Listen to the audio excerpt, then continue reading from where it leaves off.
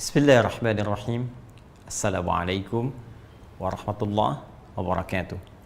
Alhamdulillah wassalatu wassalamu ala Rasulillah wa ala alihi wa sahbihi wa man wala wa ba'du. Saudara-saudariku, bersyukur pada Allah Subhanahu wa taala bahwa hari ini kita telah tiba tepat di hari ke-9 Zulhijjah tahun 1441 Hijrah, hari Kamis, dan tentunya ini menjadi salah satu rangkaian puncak yang mengawali ibadah haji bagi saudara-saudari kita yang saat ini berhaji, yang tentunya akan merapat, dan mungkin dalam saat ceramah ini disampaikan, tausiah ini diutarakan, telah tiba bahkan di Arafah untuk menunaikan satu puncak ibadah haji, yaitu wukuf di Arafah. Bersamaan dengan itu, ada satu pula yang spesial, khususnya bagi kita yang belum menunaikan haji di tahun ini, yaitu untuk menunaikan satu ibadah dari satu rangkaian keutamaan bulan Zulhijjah yang diisyaratkan dalam Al-Quran surah 89 ayat 1 sampai dengan 3 itu, ataupun ditegaskan keutamaannya dalam hadis Nabi di Sahih Al-Bukhari riwayat Ibnu Abbas radhiyallahu taala anhuma, seperti pernah kami utarakan dalam edisi sebelumnya. Di antara 10 hari yang istimewa itu, ada satu yang sangat spesial yang tidak ditemukan dari hari pertama, hari kedua, sampai ke-8 yang telah kita lalui. Tapi hari itu akan tiba tepat saat kita berada dalam program ini, saat kami sampaikan tausiah pada kesempatan kali ini, yaitu hari ke-9 di bulan Zulhijjah, yang langsung narasinya disampaikan oleh Nabi SAW yang mengandung banyak keistimewaan dan kemuliaan. Nabi pernah memberikan informasi kepada kita semua sejak kurang lebih 14 abad yang lalu, bahwa hari ini menjadi spesial dengan satu ibadah yang sangat spesifik yang disebut oleh beliau dengan siyam, menunaikan siyam, puasa yang ditunaikan sesuai dengan ketentuan syariat. Beliau mengatakan, siyamu yaumi arafata anni ahtasibu ala Allahi ayyukaffira al-madiyah wal baqiyah. Dalam riwayat lain, an yukaffira sanatul madiyah wal baqiyah. Sungguh puasa yang ditunaikan di hari yang bertepatan dengan momentum Arafah, aku berharap pahalanya di sisi Allah Subhanahu wa taala bisa menggugurkan dosa-dosa setahun berlalu dan menjaga dari perbuatan dosa setahun yang akan datang. Teman-teman sekalian, hari ini menjadi spesial dalam uraian hadis Nabi SAW karena tanggal 9 ini disebut oleh Rasulullah SAW bertepatan dengan momentum Arafah, saat para jemaah haji menunaikan prosesi wukuf sebagai rangkaian puncak haji yang ditunaikan dan menjadi inti dari penunaian ibadah haji dari sekian rukun yang harus kemudian diikuti. Di sini Nabi SAW memberikan arahan kepada kita. Dalam momentum ini, kita diminta oleh Rasulullah untuk menunaikan ibadah spesifik berupa siyam. Tidak main-main, pahalanya bisa menggugurkan dosa setahun berlalu, dan perhatikan baik-baik cara kita memahaminya, bisa menjaga dari perbuatan dosa setahun yang akan datang. Masya Allah. Artinya dalam konteks penunaian puasa ini, kita bukan sekedar diminta oleh Rasulullah puasa secara fisik, menjaga tidak makan, menjaga tidak minum, tidak berhubungan seksual. Lebih daripada itu, karena puasa ini potensinya dengan izin Allah bisa menggugurkan dosa setahun berlalu.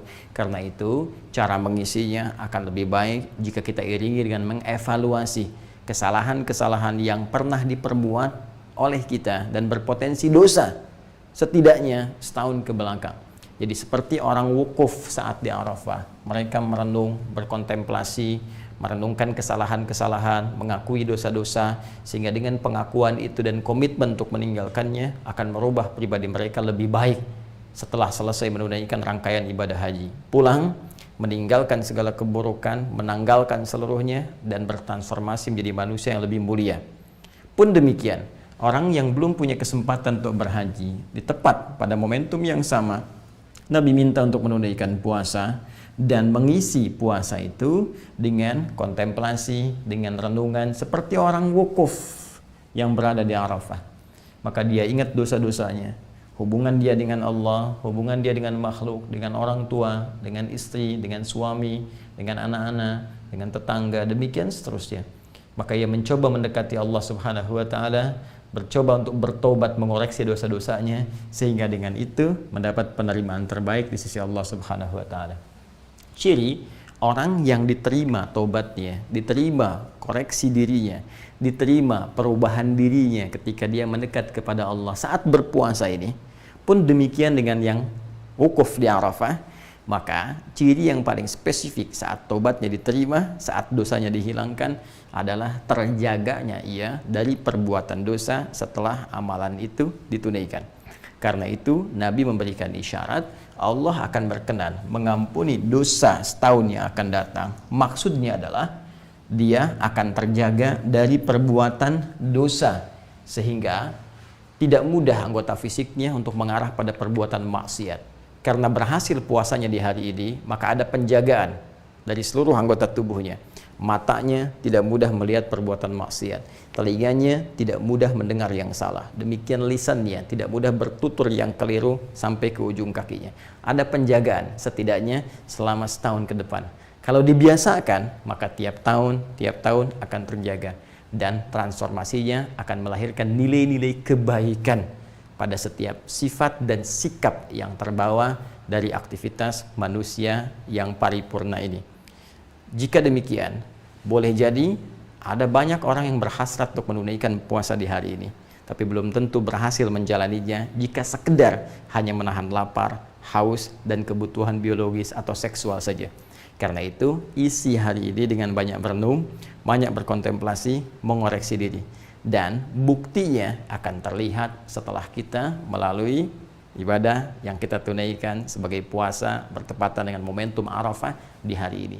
Jika setelah puasa ini belum mampu kemudian lahir penjagaan-penjagaan tadi, ini menunjukkan ada yang kurang berhasil dalam puasa yang ditunaikan itu. Maka mari buktikan kepada Allah bahwa alhamdulillah kita diberi kesempatan tahun ini. Ini hanya datang setahun sekali. Ya, momentum perubahan, momentum taubat, momentum penerimaan hanya setahun sekali. Jika kita tidak dapat di tahun ini, kita harus tunggu tahun depan. Karena itu, mari kita berjuang, berikhtiar, dan membuktikan kepada Allah dengan kesungguhan kita bahwa semua yang diberikan kepada kita, kesempatan yang mulia ini, kita bisa maksimalkan dengan sebaik-baiknya. Yang terakhir, teman-teman sekalian, seperti orang yang wukuf di Arafah, punya potensi untuk banyak dikabulkan doanya. Karena itu, selain mereka beristighfar, mengoreksi diri, memperbaiki diri, juga semua orang wukuf seluruhnya 100% sudah otomatis akan memanjatkan doa kepada Allah, bermunajat dengan penuh kekhusyuan untuk memohon segala hajat kebaikan dunia dan akhirat. Pun demikian, hari ini momentumnya diserupakan oleh Nabi Shallallahu Alaihi Wasallam, esensinya dari segi esensi seperti orang wukuf di Arafah. Nabi bisa mengatakan puasa pada tanggal 9 Dzulhijjah, puasa di hari ke-9-nya. Tapi Nabi menegaskan siyam yaumi Arafata, puasa yang bertepatan dengan momentum Arafah, di hari saat orang wukuf di Arafah. Karena itu, seperti orang wukuf banyak berdoa kepada Allah, maka setidaknya kita pun isi hari ini dengan memohon, banyak berdoa kepada Allah, minta kebaikan-kebaikan. Wa minhum may yaqulu rabbana atina fid dunya hasanah wa fil akhirati hasanah wa qina adzabannar. Ini yang diajarkan doanya langsung oleh Al-Qur'an di surah kedua Al-Baqarah, itu di ayat ke-201. Dan di antara orang-orang itu manusia banyak yang meminta kepada Allah supaya diberikan kemuliaan dunia dan kebaikan akhirat. Maka mohonlah kepada Allah segala kemuliaan-kemuliaan di dunia ini, supaya mata kita menatap yang mulia, sehingga kaki kita, supaya harta kita diberikan kemudian keberkahan oleh Allah, supaya pekerjaan kita dimudahkan tapi yang bermanfaat untuk akhirat kita, melipat gandakan pahala-pahala kita. Isi banyak dengan doa. Kalau ingin lebih spesifik misalnya, kapan orang wukuf di Arafah? Tanggal 9-nya jam berapa tepatnya? Pasti setelah matahari tergelincir, masuk waktu zuhur, mereka melakukan sholat, jamak dengan asarnya. Setelah itu banyak beristighfar, berdoa. Jika kemudian kita konversikan, mungkin di sana masuk misalnya jam 1, taruhlah sudah tiba waktunya, maka tambahkan dengan 4 jam di sini, jatuhnya jam 5 atau 1 jam sebelum maghrib misalnya. Kalau kita ingin serupakan waktunya, kalau kita ingin bebas, maka mulai detik ini sampai dengan berakhir menjelang maghrib, potensi luas untuk berdoa.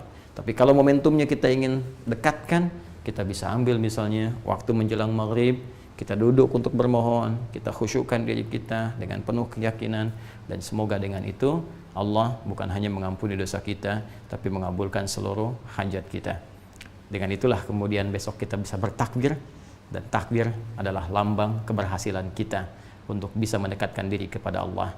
Karena itulah di Quran surah kedua Al-Baqarah di akhir ayat 185, ketika kita menutup perjuangan kita untuk mendekat kepada Allah saat Ramadan, kita bertakbir, walitukabbirullaha ala ma hadakum wa la'allakum tashkurun, supaya engkau banyak bertakbir karena Allah telah berikan petunjuk kepadamu. Mari kita buktikan kita berhasil, kita mendapat petunjuk, kita berubah, kita menjadi lebih baik dalam pandangan Allah, supaya besok kita bisa beridul adha dan bertakbir dengan penuh kebahagiaan, kebanggaan sebelum pulang menghadap Allah Subhanahu wa taala. Saya Adi Hidayat pun demikian harus memberikan contoh pertama dari apa yang saya sampaikan ini.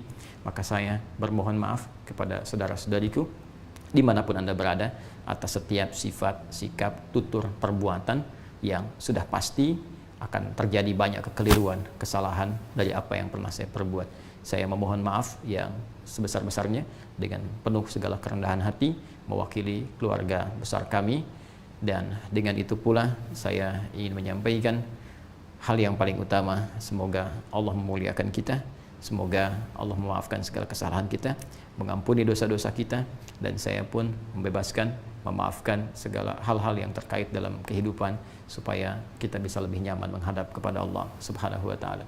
Demikian, semoga bermanfaat. Subhanakallahumma wa bihamdika, asyhadu an la ilaha illa anta, astaghfiruka wa atubu ilaik. Assalamualaikum warahmatullahi wabarakatuh.